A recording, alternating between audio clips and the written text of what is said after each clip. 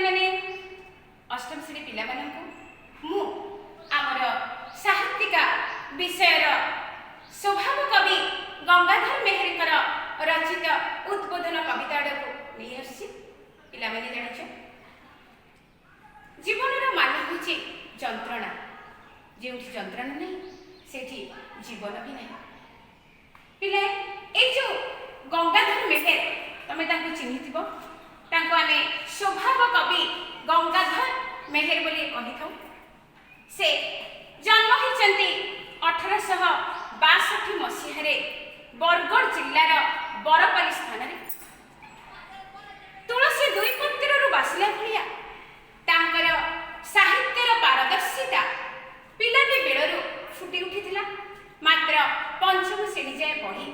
सी जो जड़े साहित्य साधक जड़े सरस्वत साधक हो पारि ताहा निश्चित चर्चार विषय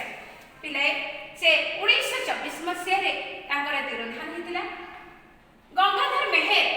जितेबले देखी आमर ओडिशार ए जो दुर्दिन जो ओडिशार दुर्दिन लोक मैंने ओडिशार ओडिया भाषा प्रति भीतस्पृह हो जाउछन्ती ओडिया भाषा को भल पाऊना से प्राण कांदी उठिला से निजक दरजा दे बंद रखी पारि नथिले जेतेबेले आम ओडिशा जेतेबेले आम देश कोनोसी विपदर सम्मुखीन हुए सेतेबेले ए कविनायक माने तांकर लेखनी मुनारे तांकर साहित्यर साधक माने से माने अति सुंदर भावरे लेखनी मुनारे तांकर मनर भावना को परिप्रकाश करती अगणित जनता मान पाखरे पिलाई जानिछ आमर सरकार तम मानकर पाठ्यक्रम वार्षिक परीक्षा आगे आसिलानी देखिकी से कौन करिवे कि कर्तव्य विमूढ़ से हो जाइतिले तेणुकरी पिला माने तांकर परिस्थिति तांकर ए जो कोविड-19 पई ऑनलाइन क्लासेस पिला पढ़ा करि पारि नाहंती आ किछि करिसंती तेणु तांकर तमर कोर्सेस ऑफ स्टडीज को किछि मात्रा रे ह्रास करि दिसंती से कोर्सेस ऑफ स्टडी रो आम साहित्य रो किछिटा अंश आमर प्रसंग को से नेकी आमर वार्षिक परीक्षा करबा पई से धार्य करिसंती आम सरकार ताले से विषय वस्तु गुडी कोन कोन 2 5 9 12 और 15 एई भितर तमर परीक्षा रे आसीलो निश्चित भाबरे तमन को खुशी खबर तापर पिलाए तमने जानिछ जे एई भितर भी तमर साहित्य निश्चित भाबरे पढ़ाई सथिबो ऑनलाइन क्लासेस रे म्युनिसिपालिटी रो एवं ब्लॉक रो टीचर्स माने तमन को पढ़ी छथि मु मध्य तमन को सेंड करि छि WhatsApp रे वर्तमान आमे देखिबा जे उद्बोधन कविता रो कवि हमर गंगाधर मेहर कोन लिखि छथि पिलाए तमे ताको भल भाबरे जानिछ से लिखि छथि तमे जानिथिलो जे मातृभूमि मातृभाषा रे ममता जाहृदे जन्मी नाही ताकु जदि ज्ञानी गण रे गणिबा अज्ञानी रहिबे काहे पिलाए जे ओडिसा रे रही ओडिसा रो पानी पवन भूमि रे बढी जे ओडिसा रो रही के बास करी ओडिया भाषा को भल पाई पारु नाही ओडिया भाषा रे दीपदा कथा कहि पारु नाही ओडिया भाषा को से माने चतुर्दिगरे से खेड़ी पारु नाही लोक मुखरे प्रचार करि पारु नाही ताकु बळी मूर्ख आ दुनिया रे केहि नाही बोली हमर गंगाधर मेहर तांकर कविता छळे रे उपस्थापना करछन बिलाय आमे पढिबा तांकर कविता मुनेरु तांकर लेखनी मुनेरु तांकर सृष्टि संभार गुडी जो छई आसी से सृष्टि संभार गुडी विषय आमे किंचित जानिबा पिलाय से लिखि स्वभाव कवि गंगाधर मेहर लिखिछन्ती इंदुमती किचकवध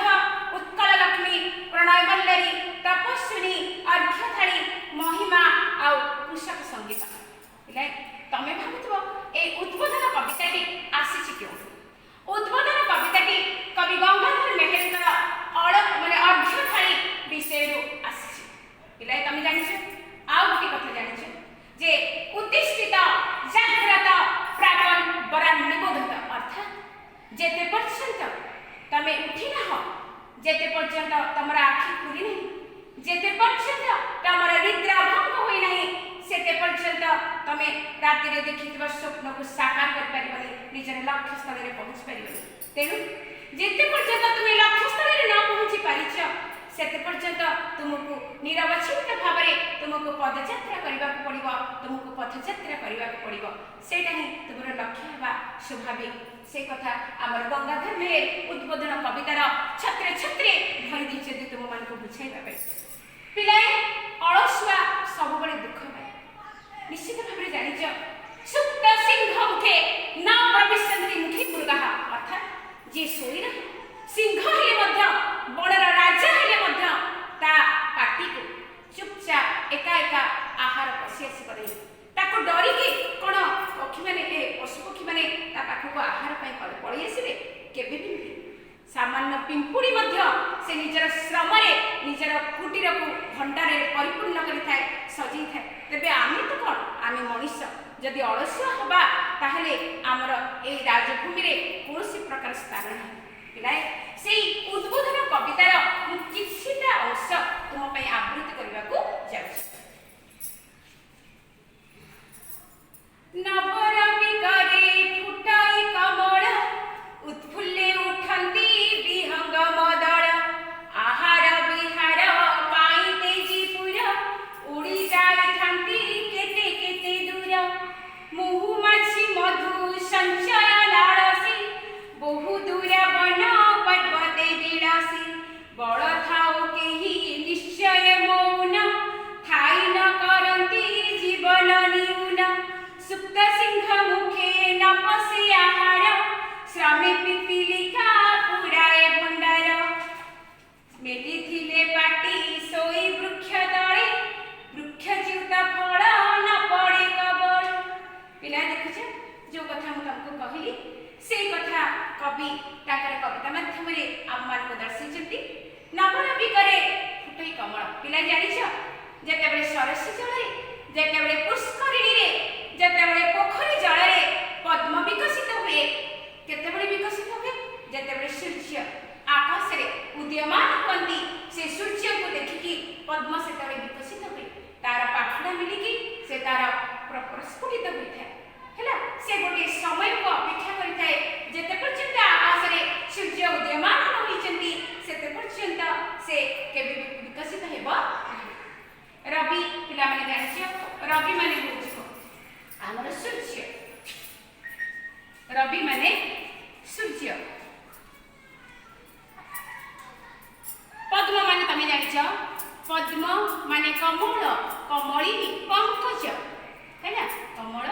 कमलिनी तमे जहाँ लिखि परिबो नेक्स्ट क्लास रे तुम मानको शब्दार्थ मु शिखि देबी हैना आहार विहार पाई तेजीपुर देख फुटई कमल उत्फुल्ल उठंदी उत्फुल्लित उत्फुल्लित माने अति खुशी उत्फुल्ल उत्फुल्ल माने अति खुशी अति आनंद अति आनंद रे से कौन करंदी विहंगम विहंगम माने एठी होची पक्षी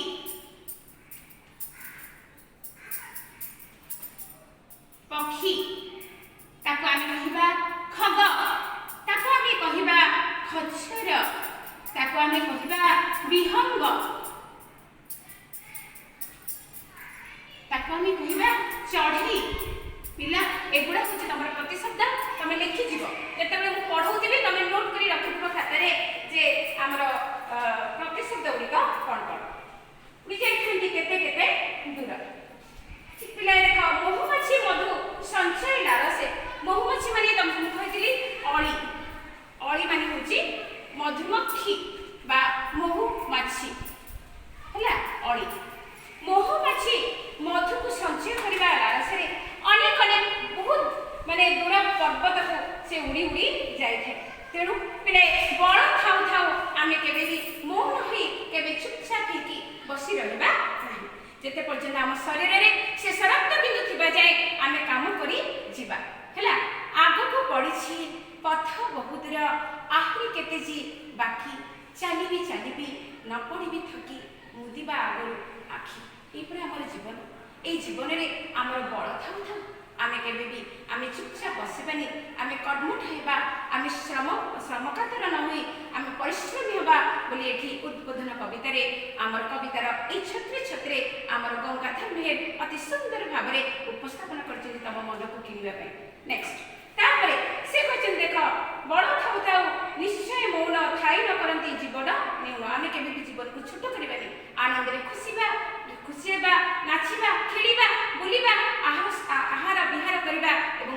ଅତି ସୁନ୍ଦର ସରସମୟ କରି ଗଢ଼ି ତୋଳିବା। ନେକ୍ସଟ ତାପରେ ଦେଇଛି ସୁପ୍ତ ସିଂହ ମୁଖେ ନ ପଶି ଆହାର। ମୁଁ ତମକୁ ଏଇ କଥା କହିଥିଲି ବୋଲେ ଯଦି ଯଦି ବଣର ରାଜା ସିଂହ ସେ ଯଦି କହିବ ବଡ଼ ପରାକ୍ରମୀ ସେ ଯଦି ଶୋଇ ରହେ ଆଉ କହିବ ନା ମୁଁ ଶୋଇ ରହିଛି ମୋତେ ଆସିକି ମୋତେ ଭୋକ ହବ ଆଉ ମୋର ଆହାର ସେମାନେ ଆସିକି ମୋ ପାଟିକୁ ପଶିଯିବେ ସେଟା କେବେ ବି ସମ୍ଭବ ହବ ନାହିଁ। ତାକୁ ପରିଶ୍ରମ କରିବାକୁ ପଡ଼ିବ। ଯଦିଓ ସେ ରାଜା ତଥାପି ତାକୁ ପରିଶ୍ରମ କରିବାକୁ ପଡ଼ିବ। ପରିଶ୍ରମ ନ କଲେ ସେ ଖାଇପାରିବ ନାହିଁ। ବୁଝିପାରିଲ? ମହାତ୍ମା ଗାନ୍ଧୀ କ'ଣ କହିଥିଲେ? ଡୁ ଅର୍ ଡାଇ କହିଥିଲେ କାମ କର ନହେଲେ ତମେ ମରିଯାଅ।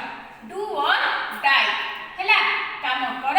ନହେଲେ ମର ହେଲା। ଏ ହେଲା ଆମ ଜୀବନର କ'ଣ ତାତ୍ପର୍ଯ୍ୟ। ଯେତେ ପର୍ଯ୍ୟନ୍ତ ଶେଷ ନିଶ୍ୱାସ ଅଛି ଆମେ କର୍ମ କରି ଯିବା। ତମକୁ କ'ଣ କହିଥିଲେ ଥରେ ଏ ଗୋପବନ୍ଧୁ ଦାସ କହିଥିଲେ ଯେ କର୍ମେ ଯେ ନର କର୍ମ ଏକାତର ଜୀବନର ମାନଦଣ୍ଡ ହେଲା। ଏଇଟା ଗୋଟେ ତମେ ଜାଣିଥିଲ, ସେଟା ମୁଁ ତମକୁ କହିଦେବି ପଛରେ। ଯେ ଗୋପବନ୍ଧୁ ଦାସ କହିଥିଲେ ଯେ ଜୀବନର ଯେଉଁ ମାନଦଣ୍ଡଟା କେବଳ କର୍ମ ଉପରେ ହିଁ ନିର୍ଭର କରେ ହେଲା। ଜୀବନର ମାସ ଦିନ ବର୍ଷ